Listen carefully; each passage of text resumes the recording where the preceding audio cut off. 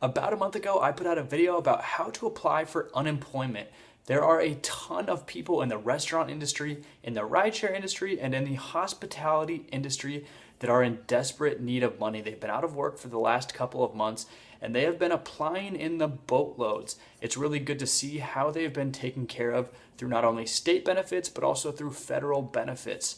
Unfortunately, a large number of these people have also been leaving comments on this video, and some of those have been flashing a warning sign. They're showing me that there are a ton of people out there making this one critical mistake. Not only could you have to repay unemployment benefits, but you could also be fined and potentially even deal with criminal charges. So we're going to take a look at exactly what that critical mistake is and how you can avoid it.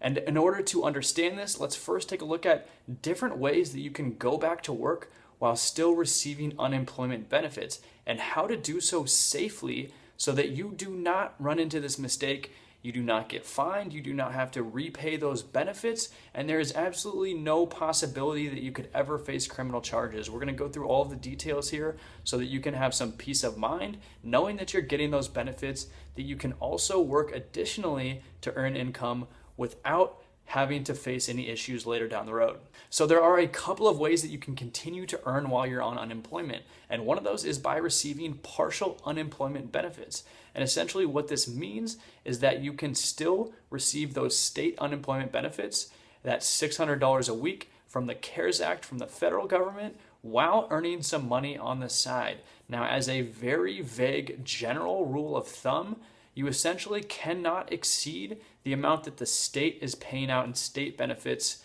from your work income. So if you are working part-time, maybe you picked up a gig economy job and you're earning, let's say, $350 a week through your state benefits, you cannot earn more than that amount of money. If you start earning more than that amount of money, all of a sudden you have to go off state benefits, you have to go off of federal benefits, and you are now back to employed status. So the average American is receiving $378 in those state benefits, and that's according to the Center of Budget and Policy Priorities. So they have these statistics, I looked it up, that is what you are getting on average.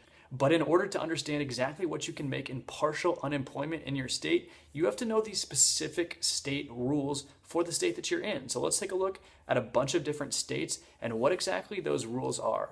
In Maryland, they have quite possibly the easiest example to draw from. So let's take a look at this. You subtract whatever you're earning part-time from unemployment, and that's what your new unemployment is. Now, if you go over that, you have to go off of unemployment, and you also have to go off of that federal $600 a week from the CARES Act. So if you are earning money in Maryland, you absolutely need to be keeping an accurate record book, and you need to be reporting this income bi-weekly to your unemployment office. Now, there should be a website that you can do that on. Each state has their own, and you have to accurately do this to make sure that you do not have to repay any of that and that you are not fined later down the road. Now, there are a couple of other states that have slightly different models we're going to take a look at.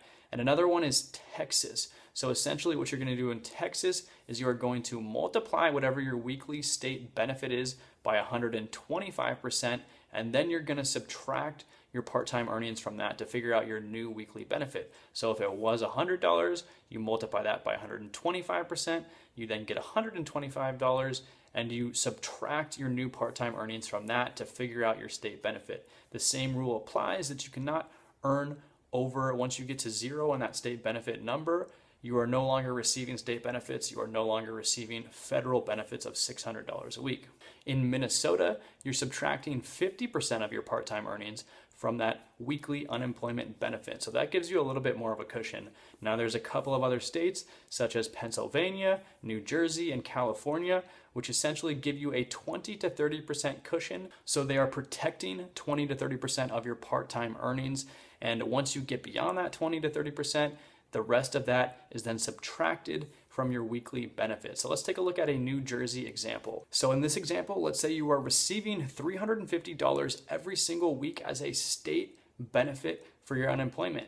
Now, let's say you also picked up a side gig, maybe you're working with DoorDash or Ubereats, and you're making about $100 with that. 20% of that $100 that you're making each week is protected. So we're only going to look at the remainder, which is $80. Now that $80 is going to be subtracted from your $350 benefit to get to your new benefit, which is $270 a week. And the same logic applies where once you get to $0 a week, that means you are off state benefits and you are also off of federal benefits. And once again, you also absolutely have to be recording these earnings and reporting them to your unemployment office. I absolutely cannot stress this enough. This is not something that you want to be surprised by when you're doing your taxes a year from now and see that you all of a sudden have to pay back those benefits. There's potentially some sort of fine, and although it is kind of rare, there is, the possibility that you could face criminal charges. This is something that could be used against you because you are essentially committing unemployment fraud if you are not reporting these earnings. So it is very important to do so. Now, there's also one other way that you can go back to work while still receiving unemployment. That means you're still receiving part of that unemployment money from your state, as well as all of that federal unemployment check of $600 until, of course, that expires July 31st or up until a week before that in most states.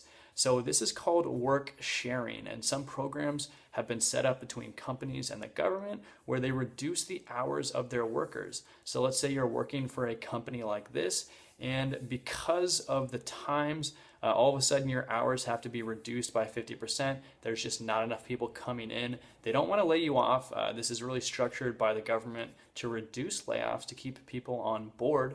And so your company, they have reduced demand, but they don't want to get rid of people. They cut you down to 50% of what your hours were before. So in this scenario, what your unemployment benefit would be per week, whatever that number is now going to be reduced by 50%. So you're working half of the hours that you would have been working. You're also receiving 50% of that state unemployment benefit, as well as that $600 check every week through the Federal CARES Act.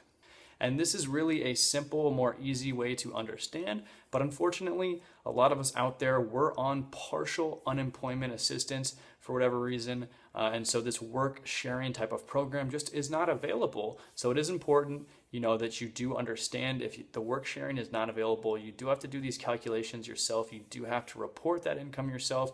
And you do have to hold yourself accountable to it because it could very well become something that is a much bigger burden down the road. If you enjoyed this video, make sure to hit that like button so we can get it to as many other people on unemployment right now that need to know this info so that they do not make this crucial mistake. And make sure to subscribe to the channel, turn on notifications, because I'm going to have some other unemployment, some other benefit related videos, some other stuff about PPP loans, but I also cover a ton of side hustle related topics. So if you're looking to increase your earnings, just earn more in general, saving up for whatever that may be, make sure you stay tuned for more of those videos in the future.